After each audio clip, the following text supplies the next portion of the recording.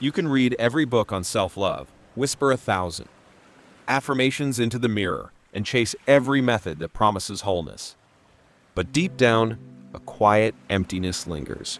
Why is it that despite all the effort, real, lasting love from others and from yourself still feels out of reach? The answer is not another trick, not another theory. It's something far deeper, hidden beneath layers of your consciousness, something Carl Jung dedicated his life to unveiling. And today, it's time you discovered it.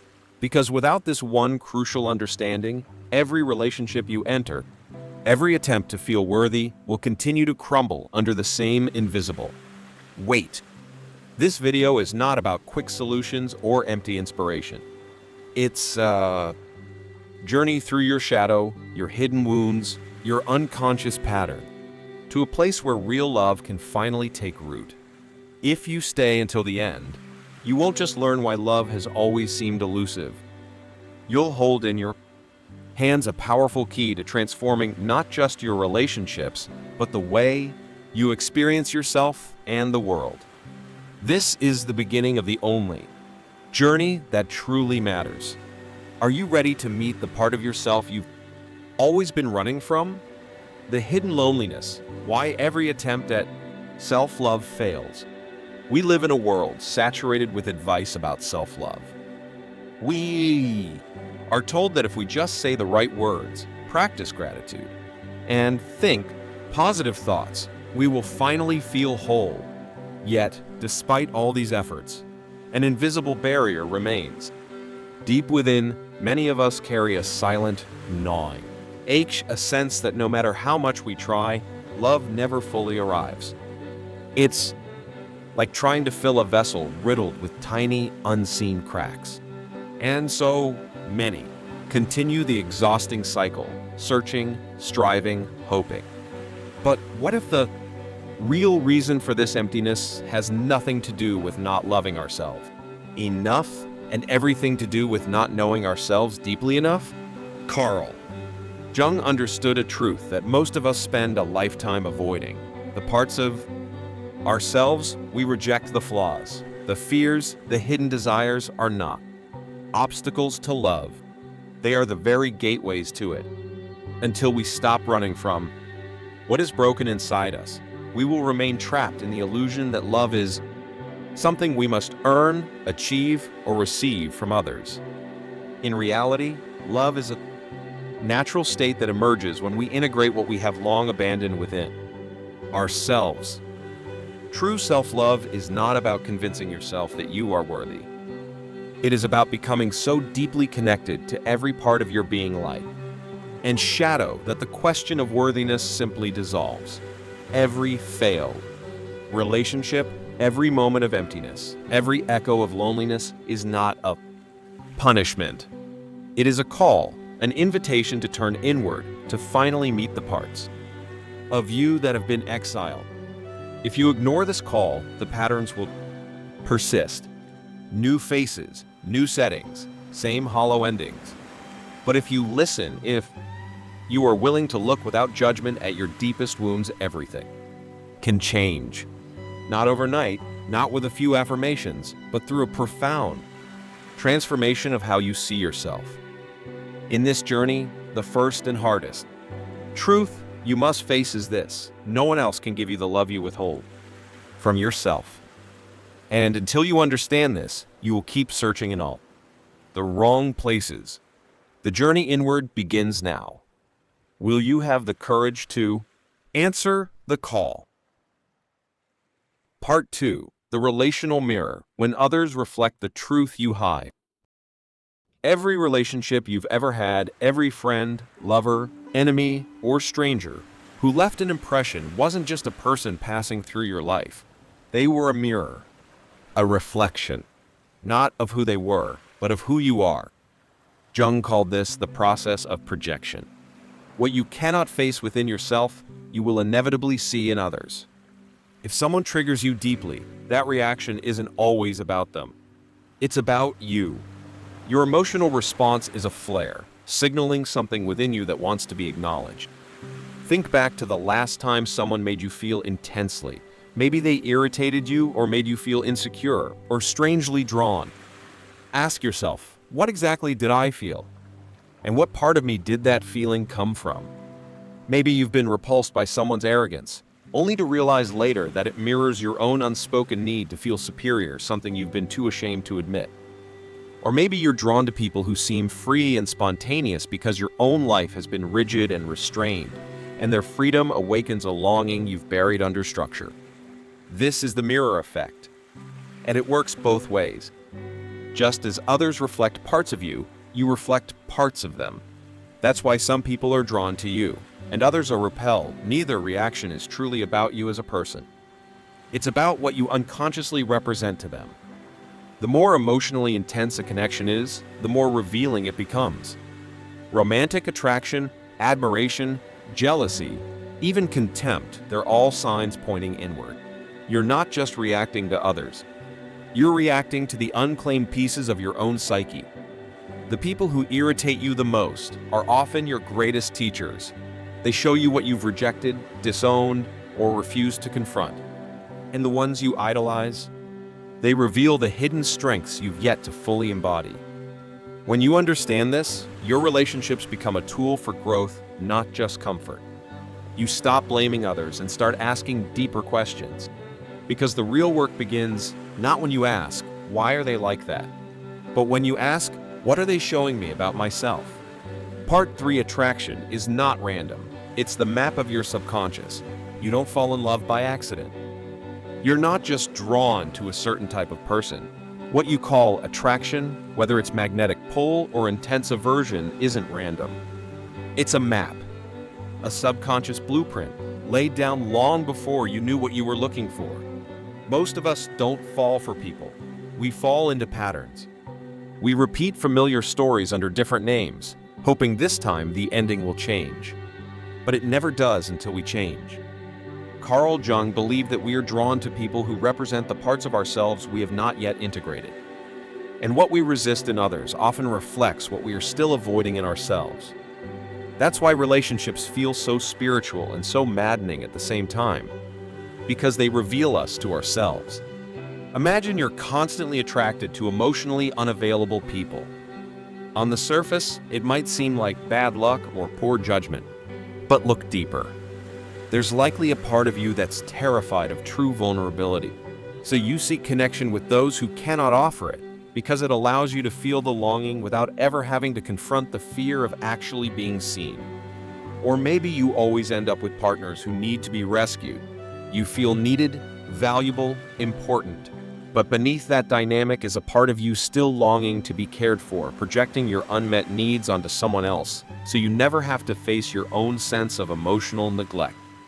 These patterns aren't flaws. They're signposts. They point toward the exact wounds that need healing. What you find attractive in others often represents a disowned potential within yourself.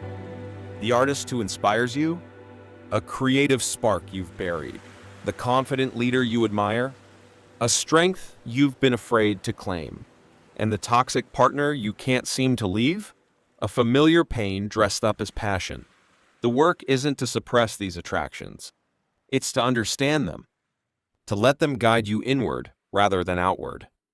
To ask, with radical honesty, what part of me is seeking itself through this person? The first step toward healing, brutal honesty with yourself. Transformation does not begin with external changes.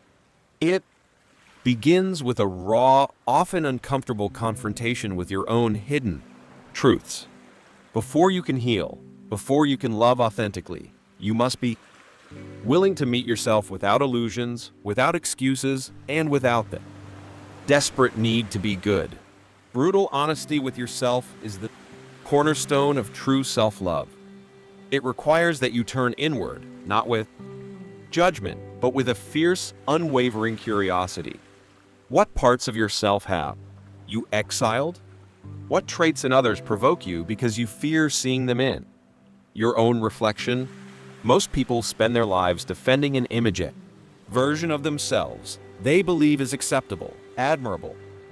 They polish this image carefully, hiding the parts that seem ugly, weak, or shameful. But in doing so, they fragment their soul. They turn away from the very aspects that could make them whole. Carl Jung warned us that what we reject does not disappear. It festers in the shadow, gaining power, sabotaging our relationships, distorting our choices. Until you face these hidden parts, they will continue to operate in the background, unseen but devastatingly influential. Think of the person who constantly criticizes arrogance in others, yet harbors a deep, unacknowledged hunger for recognition. Or the one who despises vulnerability but secretly longs for connection. These are not isolated examples. They are reflections of a universal human struggle, the battle between who we think we should be and who we truly are. Honesty requires that you stop defending your image and start exploring your reality. It asks that you notice your strongest emotional reactions, the anger, the envy, the fear, and instead of projecting them outward, turn them inward. Where does this live in me? How have I disowned this part of myself? This is not about blame. It is about revelation. Self-condemnation achieves nothing. But radical self-recognition, free from judgment, cracks open the door to profound healing. Every relationship that triggers you, every pattern that repeats, is not evidence of your failure. It is evidence of your soul's relentless desire for integration. The greatest tragedy is not having flaws. It is refusing to see them, refusing to learn from them, and in doing so, refusing to evolve. Brutal. Honesty is not an act of cruelty. It is an act of immense compassion the moment you finally stop abandoning yourself. Part 6, the allure of what you deny, why you're drawn to what you repress. There's a strange pull you feel towards certain people who stir something in you that words can't quite touch. Sometimes it feels like chemistry. Other times, like chaos. Either way, it's intense. And it's not random. That pull is not just about who they are. It's about what they awaken in you. Jung taught us that what we repress doesn't disappear, it waits. And what we admire or obsess over in others is often the echo of something we have exiled within ourselves. You don't just fall for someone's charm, their power, or their freedom. You fall for the part of yourself that sees those traits and whispers, that could have been me, if I hadn't been told to be smaller. Think about it. You're drawn to someone who is unapologetically bold because you've spent your life being careful. You admire someone's creative fire because yours was once mocked or misunderstood. You're mesmerized by someone who lives without fear because fear has been your quiet companion since childhood. Attraction is rarely about the surface. It's a subconscious recognition, a homecoming to the parts of yourself you've never dared to fully live out. This is why so many relationships begin with fire and end with silence. Because what starts as awe becomes confrontation. What you once admired begins to threaten the identity you've built around self-control or humility. You fall for their wildness, then judge it. You crave their confidence, then call it arrogance. But it was never about them. It was about your shadow reaching out through someone else, asking to be acknowledged. It doesn't stop at admiration. The same dynamic happens with the people you can't stand. The ones who trigger your judgment, your anger, your disgust. These are not just annoyances.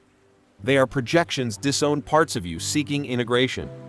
You resent their selfishness because a part of you longs to say no, to take up space, to stop being everyone's savior. You bristle at their ambition because you've been taught that wanting more makes you greedy. But deep down, you want more. You always have. Until you understand this, you'll keep chasing people who feel like electricity and running from those who feel like truth.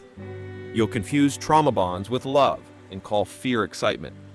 You'll sabotage stable relationships because they don't activate the emotional chaos you've mistaken for passion.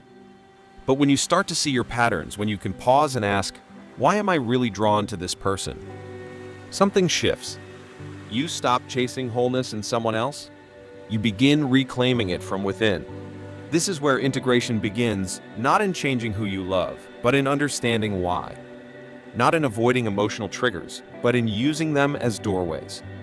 Because every person you're drawn to, whether they stay or leave, is a reflection of something deeper, a part of you longing to come home. And here's the question you must sit with. What qualities in others do you most long for, and what would it mean to finally embody them yourself? Part 7. When love becomes addiction. The cycle of toxic attraction. Love is supposed to set you free. But for many, it becomes a prison, beautiful at first, but slowly suffocating. And what's most tragic is that we don't even recognize it as a prison. We call it passion. We call it devotion. We call it destiny. But what we're often experiencing isn't love. It's emotional addiction. It's the mind and body clinging to a pattern they were conditioned to repeat. When you grow up around inconsistency, you learn to crave emotional highs and lows. You wait for love to arrive, and fear its disappearance just as quickly. You mistake anxiety for butterflies. You confuse longing with connection. And every time someone pulls away, it only makes you want them more. That's not love. That's a nervous system trained by trauma. Jung wouldn't have called this addiction in the clinical sense, but he saw the deeper spiritual root, repetition compulsion, the unconscious drive to recreate early wounds in an attempt to resolve them. You're not just choosing the wrong partners. You're trying to rewrite the original story where you weren't seen, weren't chosen, weren't safe. But instead of healing, you reenact. And the outcome never changes. You might say, I keep falling for people who hurt me. But it's more accurate to say, I keep falling for people who activate something unresolved in me. That activation becomes addictive. The emotional chaos feels familiar, even comforting. It gives you something to chase, something to prove. And when they finally show you affection again, it feels like salvation. That intermittent reward, attention given, then withdrawn, is the same cycle that forms behavioral addiction. Your brain releases dopamine, not just when love is present, but when it's unpredictable. That's why stable, available partners often feel boring to someone conditioned by chaos. It's not the partner, it's the pattern. But here's the turning point. When you become aware of the pattern, you have a choice. You can keep chasing the storm, or you can learn to find peace in calm waters. The first will feel familiar. The second will feel foreign, even uncomfortable. But one leads to another heartbreak. The other leads to healing. Healing from emotional addiction doesn't mean cutting off desire. It means redefining what desire leads you toward. Does it pull you closer to who you want to become or further into who you've always been trying to escape? You'll know you're healing when you start choosing relationships that don't activate your anxiety, but reflect your wholeness. When you stop feeling the need to prove your worth to be loved, when love no longer feels like survival but like freedom. And so the question becomes, what would it feel like to want someone without needing them to complete you? Freedom of choice, from unconscious reaction to conscious love. Most people believe they are making choices in love. In reality, they are reacting, repeating old scripts, obeying silent fears, chasing familiar pains. Unconscious reaction governs so much of human connection. You feel an instant attraction, and you call it fate. You recoil from someone's affection, and you call it intuition. But unless you have brought awareness to your inner patterns, what you think is intuition may simply be fear in disguise. True freedom in love begins the moment you stop reacting automatically and start choosing consciously. Carl Jung understood that to reclaim your life, you must first reclaim your projections. Every time you feel an intense pull toward excitement, fear, rejection, ask yourself, is this choice arising from my healed self or from my wounded self? Neuroscience has now confirmed what ancient wisdom always knew. The brain is plastic. It can be rewired. The patterns you once thought were destiny are in fact malleable. But it requires deliberate, courageous effort. Imagine standing at a crossroads. One path is familiar, lined with the same emotional triggers, the same intoxicating highs and devastating lows. The other path is unknown, Quieter, steadier, perhaps even boring at first. The first path excites your old wounds. The second path nurtures your emerging wholeness. Which will you choose? Choosing differently will feel strange, even wrong at times. Your body will crave the adrenaline of chaos. Your mind will whisper doubts.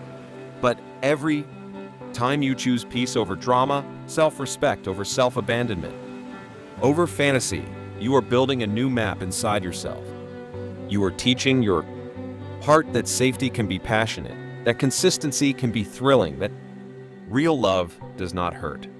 Western culture glorifies spontaneity, chemistry, and instant gratification in love. But conscious love demands patience, discernment, and deep self-awareness. It asks you to slow down enough to feel the difference between fear and intuition, between craving and calling. The greatest act of freedom is choosing love with your eyes open, not because you are desperate, but because you are whole. Reaction keeps you trapped in ancient cycles. Choice liberates you into new possibilities. When you shift from unconscious reaction to conscious choice, love is no longer a battlefield. It becomes a sanctuary, a place where two whole beings meet, not to complete each other, but to celebrate what they have already become. Love is not a reward. It is your true nature. We have been taught to believe that love is something to be earned, a prize awarded to those who are good enough, attractive enough, successful enough. This belief has poisoned our hearts with quiet desperation. It turns love into a transaction, a negotiation, a conditional gift that can be granted or withdrawn. But Carl Jung and every wise soul who walked the deeper paths of life knew otherwise. Love is not something you win. It is something you remember. It is not something you find. It is something you uncover, already alive within you. When you stop seeking love as an external validation, you discover an astonishing truth. You are love. Not because you have achieved perfection, but because you exist. Not because you have silenced your flaws, but because you have embraced them. The journey inward, through the mirror of relationships, through the uncomfortable confrontation with your shadow, leads you back not to a better version of yourself, but to a more honest one. And it is in that honesty, in that profound self-acceptance, that love flows naturally. No longer a desperate grasp for approval. No longer a performance for worthiness. Simply an overflowing of being. In the West, where success is measured in conquest and image, this idea sounds almost radical. To love yourself without achievement, without conditions, to offer love without needing anything in return, it defies the logic of a transactional world. But it aligns with the deeper logic of the soul. Love that arises from wholeness is not weak. It is the most powerful force imaginable. It heals without effort. It transforms without force. It liberates without demand.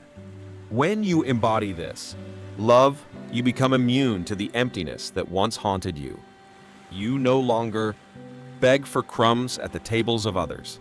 You carry your own feast within you.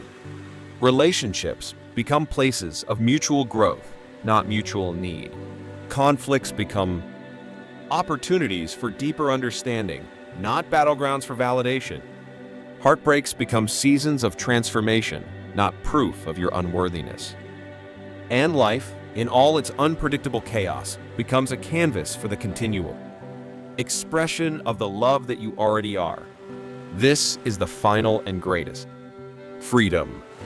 To love, not because you lack, but because you are full.